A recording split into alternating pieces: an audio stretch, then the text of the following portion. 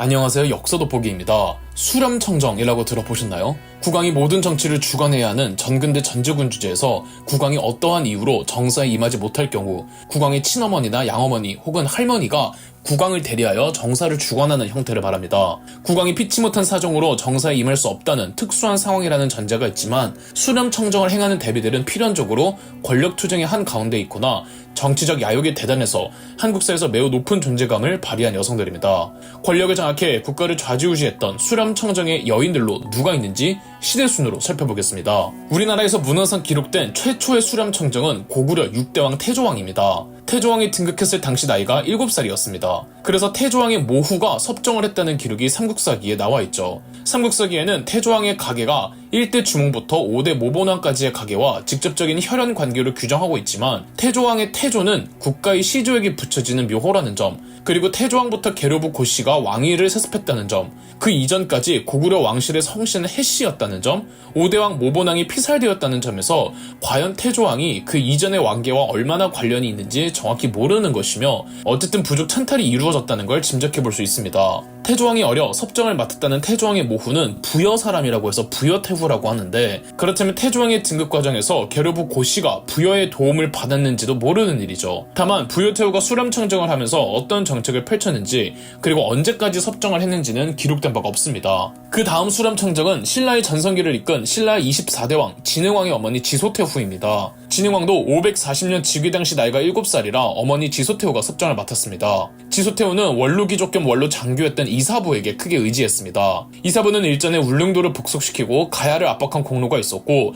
진흥왕이 즉위했을 때 지소태후는 이사부를 병부령, 즉 국방부 장관으로 삼고 군권을 일행했습니다. 진흥왕의 재위 무렵에는 신라는 백제와 동맹을 맺고 고구려와 치열하게 싸울 때였습니다. 548년 고구려가 백제의 독산성을 공격했는데 이때 신라군이 지원을 해주었고, 승리한 이후 충북 쪽으로 더 진출하여 단양 적성비를 세웠다고 하는데, 이는 진흥왕이 아직 지소태후의 섭정을 맡고 있을 때로 이사부의 공적이라고 볼 수 있죠. 지소태후가 언제 섭정을 종료하고 진흥왕이 언제 친정을 했는지 기록이 전해지지 않지만 551년 진흥왕이 뜬금없이 개국이라는 새로운 연호를 제정했는데 아마 이때 진흥왕이 친정을 시작하지 않았을까 추정하고 있습니다. 그리고 이제 갓 친정을 시작한 젊은 진흥왕은 백제와 연합해 고구려에게 더 적극적인 공세로 진격해 한강 유역을 빼앗았죠. 고려시대로 넘어가 보겠습니다. 고려 최초의 섭정자는 그 유명한 천추태후입니다. 천추태후는 7대왕 목종의 어머니고 5대왕 경종의 아내이며 6대왕 성종의 여동생입니다. 천추태후는 5대왕 경종 사이에서 목종을 낳았지만 남편이 죽은 뒤 다른 남자와 바람이 납니다.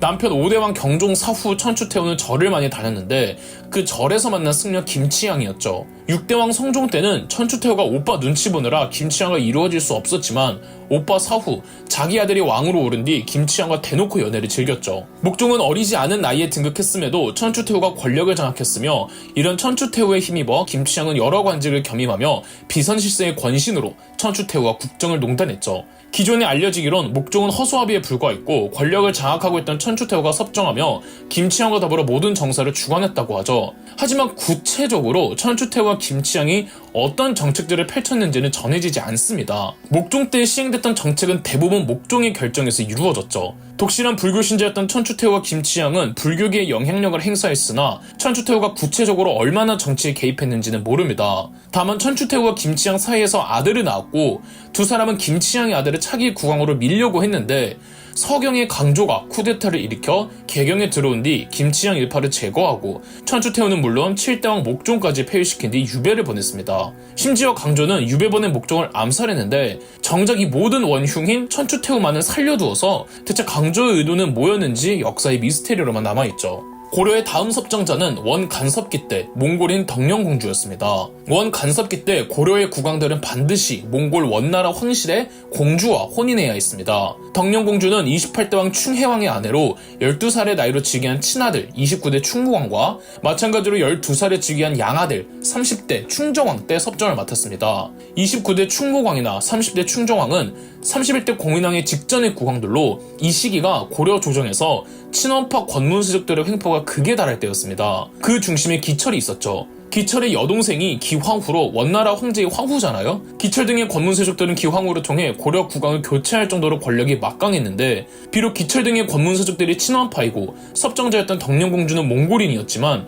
덕령공주는 자기 아들들만큼은 지켜내기 위해 국왕을 능멸하는 권문세족과 권력 다툼을 벌였지만, 이미 원나라의 실세가 기황후였던지라 원나라는 충정왕을 폐위하고 공민왕을 새로 옹립하죠. 권력 다툼에서 패배한 덕령공주는 공민왕이 등극하고 얼마 후 고향 원나라로 귀국합니다. 고려의 마지막 수렴청정 섭정자는 32대 우왕의 할머니이자 공민왕의 어머니 명덕태후였습니다.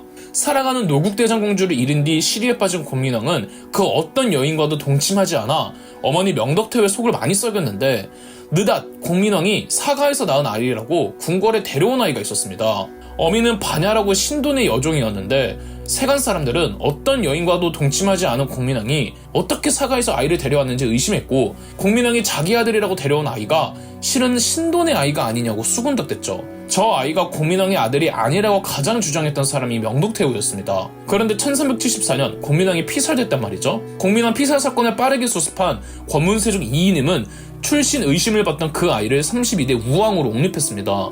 명덕태후는 끝까지 우왕을 자기 손자로 인정하지 않았지만, 이미 권력은 이이님이 장악한 상태라 뭘 할 수는 없었습니다.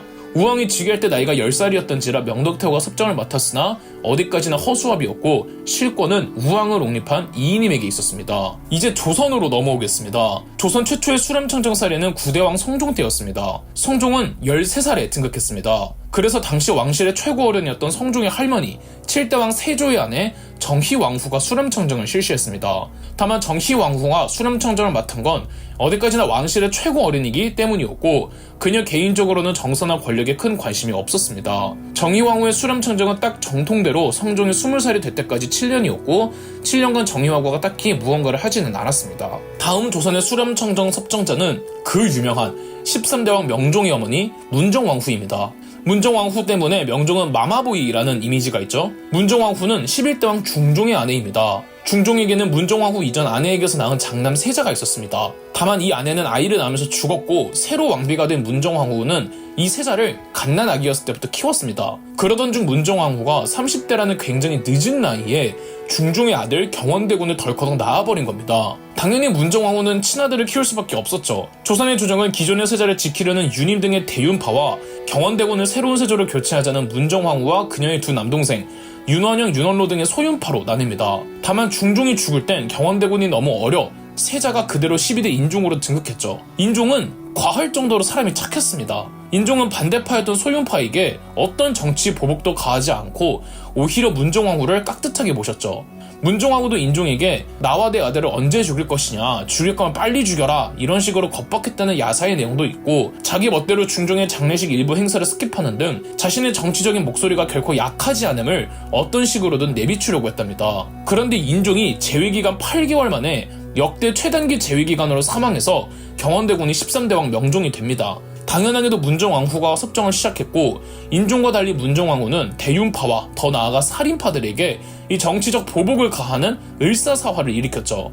이후로 완전히 문종왕후와 윤원형의 세상이었습니다. 문종왕후는 조선 역사의 아주 대표적인 악녀로 손꼽히지만, 다른 건 몰라도 문종왕후는 정치적 수완도 좋았고 지식과 학문만으로 많은 사대부들 입 다물게 한 일도 많았답니다. 문종왕후는 또 독실한 불교 신자이기도 했는데요. 보우대사를 봉은사의 주지스님으로 삼아 여러 가지 불교 진흥책을 펼쳐나갔습니다. 정계와 종교계가 다소 결탁되는 바람에 불교계가 세속화됐고, 이래서 유독 문종왕후에 대한 성리학자들의 평이 좋지 못한 편이죠. 명종 8년 1553년 문종왕후는 수렴청정을 거두지만, 그간 모든 정치가 문종왕후와 윤원영의 손에 이루어져서 명종의 정치력이 상당히 미미했죠. 아들을 일찍 여인 명종이었기에 다음 14대 왕은 왕실의 반기였던 하성군이 선조로 즉위했습니다. 선조 즉위 나이가 15살이었기에 명종의 아내 인순왕후가 조선의 세 번째 수렴청정을 하였으나, 인순왕후는 한문도 모르고 정치에도 뜻이 없어서 수렴청정 1년 만에 수렴청정을 거둡니다. 다음 수렴청정과 섭정자는 조선 후기로 넘어갑니다. 22대 왕 정조 사후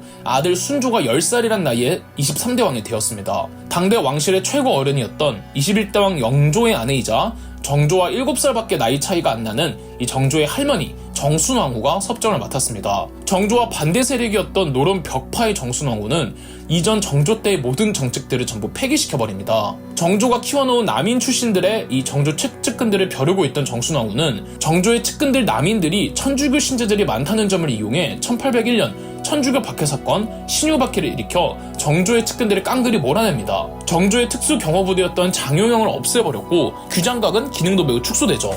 정순왕후를 부정적인 시각으로만 보는 건 옳지 않다고 하는 관점도 있습니다. 실제 정순왕후는 정치적 이미지를 생각해서인지 민생에 상당히 관심을 많이 가졌고 부정부패 근절을 위해 무신명에 힘썼으며 심지어는 일부 정조의 정책들을 계승하겠다며 실행한 부분도 꽤 있답니다. 더불어 남이는 족쳐도 정조의 측근들 중에서 노론 시파들에게는 그렇게까지 과한 정치보복을 하지 않았죠. 정순왕후는 스스로 순조 제위 3년째의 수렴청정을 거두고 얼마 안 있어 정순왕후가 죽는데 정순왕후 사후 노론 시파를 이끌던 순조의 장인어른 김조순이 이 벽파들을 아주 탈탈 털고 안동 김씨의 세도 정치를 시작하죠. 다음 섭정자는 24대 헌종과 25대 철종 때 수렴청정을 했던 순원왕후입니다. 순원왕후는 23대 순조의 아내로 안동 김씨 집안입니다. 1834년 즉위한 순조의 손자 헌종은 8살이라는 조선 역대 국왕들 중 최연소의 나이로 즉위해서 왕실 최고 어른이었던 순원왕후가 섭정을 했습니다. 이때 안동 김씨의 권세가 이루 말할 수 없었죠.